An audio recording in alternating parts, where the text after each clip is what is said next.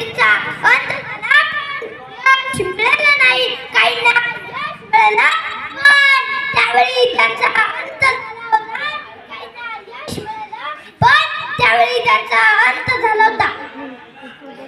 अंत आणि यश या दोन टप्प्यांच्या मनोबत शून्यातून सहज उभे करत असताना शून्यातून सहज उभे करत असताना शून्यातून सहज उभे करत असताना शून्यातून सहज उभे करत असताना हाडाचं काढं रक्ताचं पाणी आणि मांसाचा चिखल करत या मातीतून या शून्यातून सहज उभे करत असताना या शून्यातून सहज उभे करणारा एकमेव जाणता राजा राजधिराज छत्रपती शिवाजी महाराज जन्माला यायचं लक्षात घ्यायला लागतं.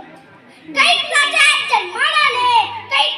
जन्माला आले, काळाच्या पडद्या आड गेले, पण शिवछत्रपती असा एकमेव राजा आहे की तो काळाच्या आत जाऊन सुद्धा माणसाच्या काळजा आत जाऊ शकला नाही. काळाच्या आत जाऊन सुद्धा माणसाच्या काळजा आत जाऊ शकला नाही. ही शिवजयंतीची खरी किमया शिवजयंतीच्या निमित्तानं लक्षात ठेवणं हे अत्यंत आवश्यक आहे. जगप्रसिद्ध इतिहासकार टायबलसन असे म्हणतात की जर छत्रपतींसारखा एवढा शूरवीर राजा पश्चिमात्य राष्ट्रात जन्माला आला असता तर आमच्या इकडची लोक त्याचा अक्षर घेऊन डोक्यावर नाचले असते. इंग्लंडचे माजी पंतप्रधान विन्स्टन चर्चिल असे म्हणतात की भारतातल्या लोकांना आपल्या स्वातंत्र्यासाठी इतरांकडे मदतीची याचना करण्याची गरज नाही, कारण त्यांचा खूप मोठा आदर्श म्हणजे छत्रपती शिवाजी महाराजांच्या नावाने उभा आहे. महात्मा ज्योतिराव फुले असे म्हणतात की छत्रपती शिवाजी महाराज हे हिंदुस्थानातील शेतकऱ्यांचे अखंड कुलदैवत आहेत, म्हणून ते त्यांचा उल्लेख कुलवाडी भूषण करायला लागतात. प्रबोधनकार ठाकरे असे म्हणतात की शिवाजी नाव उच्चारलं की शिवाजी नाव उच्चारलं की 33 कोटी देवांचे फलतात त्या ठिकाणी बाग उघडायला लागते. ज्या महापुरुषांनी येथे शिवछत्रपतींच्या संदर्भात जी मतं मांडली आहेत ती जागतिक पातळीवर लक्षात ठेवणे अत्यंत आवश्यक आहे. अरे ज्या माणसाने देशाचं राष्ट्र गीत लिहिलं, ज्या माणसाने देशाचं राष्ट्र गीत लिहिलं ते रवींद्रनाथ टागोर, त्याला नोबेल पुरस्कार मिळाला. ते जेव्हा जपानमध्ये जातात तेव्हा जपानच्या लोकांना वाटतं की टागोरांसारखा एवढा प्रतिभाशाली माणूस आपल्या देशात आलाय. तिथले पत्रकार त्यांना प्रश्न विचारायला लागतात. टागोरांकडे वेळ कमी होता. ते असं म्हणतात की मला असा प्रश्न विचारा की मला त्याचं उत्तर एका वाक्यात देता येईल. मग जपानचा पत्रकार प्रश्न विचारतो की तुम्ही तुमच्या देशाबद्दल एका वाक्यात ओळख काय सांगाल. मग टागोर उत्तर देताना म्हणतात की तथागत सिद्धार्थ बुद्धांचं तत्वज्ञान आणि छत्रपती शिवाजी महाराजांचा पराक्रम ही माझ्या देशाची खरी ओळख आहे. तिकडे अमेरिकेसारखा एवढा बलट देश आणि इकडे व्हिएतनामसारखा एवढा दुबळा देश. व्हिएतनामाने तर अमेरिकेला 6 वर्ष युद्ध लढून ठेवली आणि विजय संपादन केला.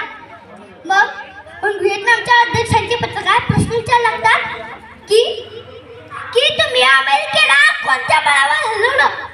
मग व्हिएतनामचे पंतप्रधान उत्तर देताना म्हणतात की आम्हालाही वाटलं होतं की एवढ्या अमेरिकेसारख्या एवढ्या बलट देशाला आम्हाला हलवणं शक्य नाही, पण एका राजचरित्र युद्ध सुरू असताना माझ्या डोळ्याखालून गेलं. मग त्याचा ताबा घेऊन मी अमेरिकेला हलवू शकलो. आम्ही अमेरिकेला हलवू शकलो. मग पत्रकार प्रश्न विचारतो की राजाचं नाव काय होतं. मग व्हिएतनामचे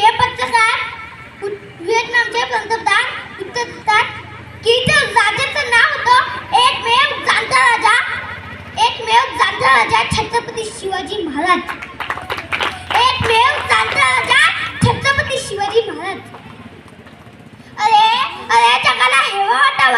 एवढे त्याच्याकडे हेवा होता असे अदिती एका माझ्या छत्रपतीने केले. अरे जगाला हेवा होता असे अदिती एका छत्रपतीने केले. मला हे सांगायची गरज नाही, मी तर अजून खूप लहान आहे. मला हे सांगायची गरज नाही, मी तर अजून खूप खूप लहान आहे. संविधानाचे शिल्पकार डॉक्टर बाबासाहेब आंबेडकर असे बोलतात की मला संविधान लिहिणे अवघड गेले नाही, कारण माझ्या डोळ्यासमोर छत्रपती शिवाजी महाराजांचा स्वराज्य. अरे अरे माझ्या राजाचं संपूर्ण आयुष्य परकीयांची लढत गेलं. अरे त्याने स्वतःच्या दैत्याला सुखी करण्यासाठी स्वतःच्या कुटुंबाची वाताहत केली. त्याने स्वतःच्या दैत्याला सुखी करण्यासाठी स्वतःच्या कुटुंबाची वाताहत केली. माझा राजा स्वर्गात जातानाही आई भवानी देवीला मागे मागून गेला असेल. आई मला पुन्हा जन्म दे, मला माझ्या दैत्याला सुखी करायचं आहे. माझी हिंदुस्थानातील अखंड रयत माझ्याकडे आशेने पाहत आहे. अरे मला वाटतं की आई भवानी देवीनं माझ्या राजाची मागणी ऐकली असावी. या भीमाच्या रूपानं माझा छत्रपती राजा पुन्हा जन्माला